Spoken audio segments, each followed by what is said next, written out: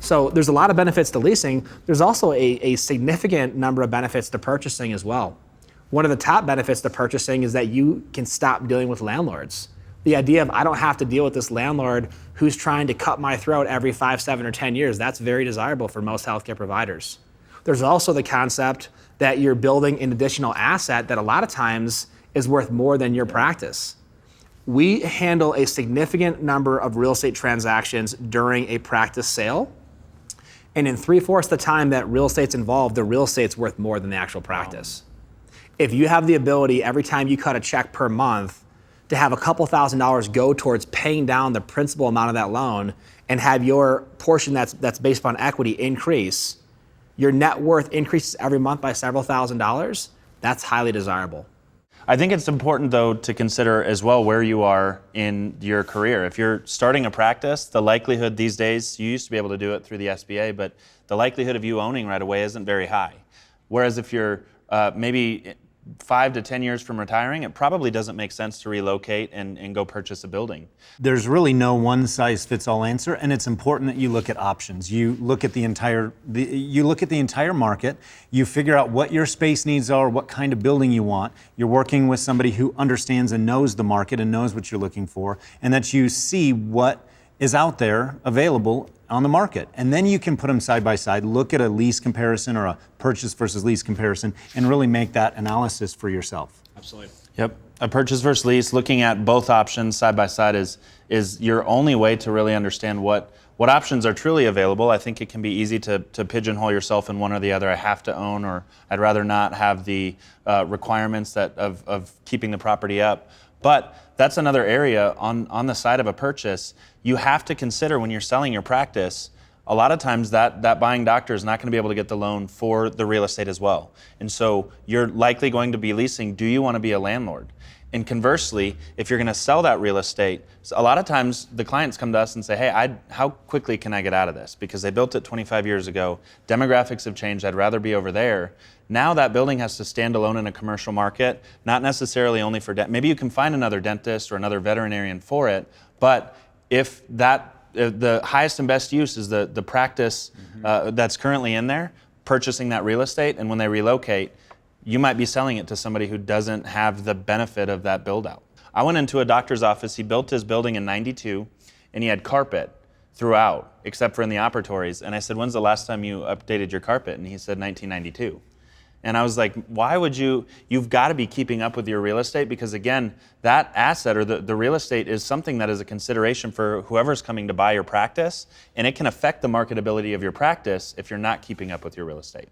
Yeah, a lot of healthcare providers get obsessed with owning real estate, and you've got to ask the question, is this a functionally obsolete property? Mm-hmm. Is this a property that's going to be even less desirable in 10 or 15 years when you want to sell it?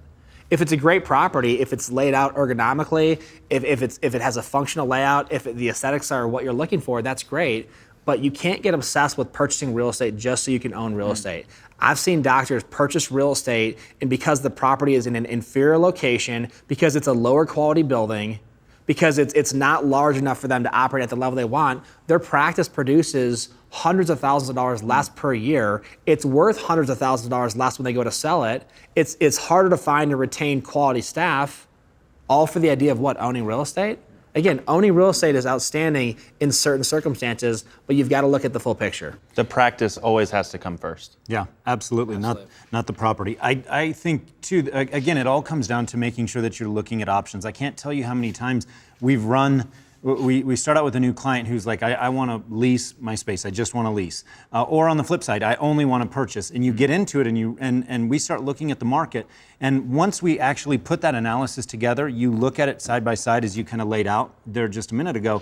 And they say, wait a second, I had no idea that on the purchase side, I was just thinking I'm going to have to cut $2,000, $3,000 more a month for my mortgage payment, and I can't afford that. But now that I'm actually looking at this and I sit with my CPA and we go over these numbers, this makes way more sense than leasing for 5, 7, 10 years, right? So it's all about options.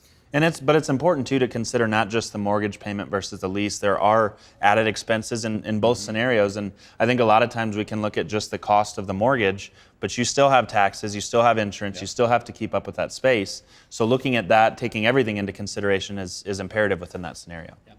A common question that healthcare providers ask involves, if I purchase commercial real estate, what am I agreeing to take care of? And it depends on the type of property. If you're purchasing a standalone property where you have a property and there's no other spaces, no other units, no other buildings, and it's just yours, you're going to have to take care of the snow removal, the landscaping, the parking lot maintenance, the exterior lighting. You're going to have to take care of getting the fire suppression system checked. You're going to have to take care of all these other things that are part of maintaining a property. And there's a very good resource for that. It's called a professional property management company. There's companies that specialize in handling all those things for you. If you're purchasing a property that's part of an office park or a condominium, there could be a professional association that handles all of that, that has a board of directors that manages that property in conjunction with the property management firm, and it could be that every one of those issues or items is taken care of. So it's important to understand what type of property are you purchasing, and then what are the requirements for maintaining that property.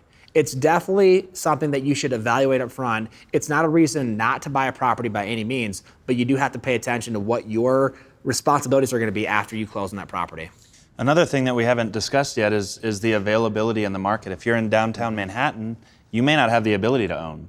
Or if you're in rural Kentucky, there might not be any properties to purchase. So you could be getting into a ground up scenario, and there's definitely a lot of things to consider there as well. And so I think inventory is one thing that we run into in a lot of our markets. Absolutely. Especially if somebody's saying, I want to be on First and Main. I want to be right on a signalized corner, right? That's likely in most markets going to be a lease scenario, unless you've got a lot of money to be able to buy the building that you're competing with, McDonald's or Starbucks, right? Yeah, you could have a lease scenario where it costs $6,000 per month a lease, and over a 20-year period, you paid just north of $1 million in rent payments or lease payments.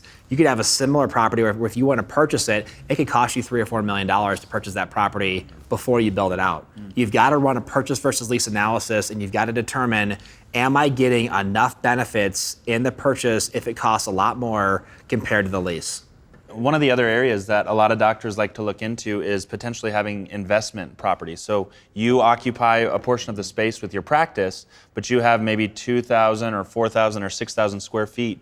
One thing that I would definitely consider if I were you going into that scenario is, can you float the entire property cost on your practice? Because you don't want to get in a scenario like in 2008 where the market crashed and now maybe your tenants aren't able to pay that. You're still responsible for that. Absolutely. So investment can be a great option for your property or for your practice, but you've got to make sure that you're considering the full cost and considering that on your practice. Well, you hit the most important item. Can you afford the property all by yourself based upon just your practice if every space is vacant? Now, no one's going to buy a commercial property anticipating every space to go vacant, but it does happen. You could lose 1 or 2 or 3 tenants, or you could have tenants that decide to close their doors or decide to relocate or to purchase their own real estate. You've got to underwrite the property. If no other tenants occupy any of the other spaces, does it still make sense for my practice from a cash flow perspective? If the answer is yes, then you're in a pretty safe place to move forward with that, because the likelihood of every space being vacant is probably pretty low, but you've got to underwrite the transaction before you actually close on it based upon those numbers. And then the next question, can you afford to release each space? When commercial spaces go vacant, it's common for the landlord to pay for a portion of their build out. Yep. It's common for a landlord to offer them a portion of money in a form of a tenant improvement allowance to help build out that space. Yep. It's common for them to give them free rent. It's common for them to have a listing agent that markets the property, and then also a commission set aside for the tenant's agent as well to help complete that transaction. It's very common for a commercial transaction to cost a landlord $100,000, $200,000, $300,000 to secure a tenant for a 5, 7, or 10-year deal. Yep. If you are a landlord, do you have the ability to finance that deal with your current lender, or do you have the ability to cut a check up front for the cost of that transaction? It's not just the equivalent of I own an apartment or I own a duplex and everyone needs a house, and I could market it and someone could move in tomorrow and start paying me rent, and I don't have to do anything besides maybe clean the carpets and paint a wall. Commercial transactions are very expensive. Yep. They're very time consuming, And the average vacancy could be 6, 12, 18 months. Can you carry the space during the vacancy? And then do you have the amount of money to inject in that deal when the right tenant shows up?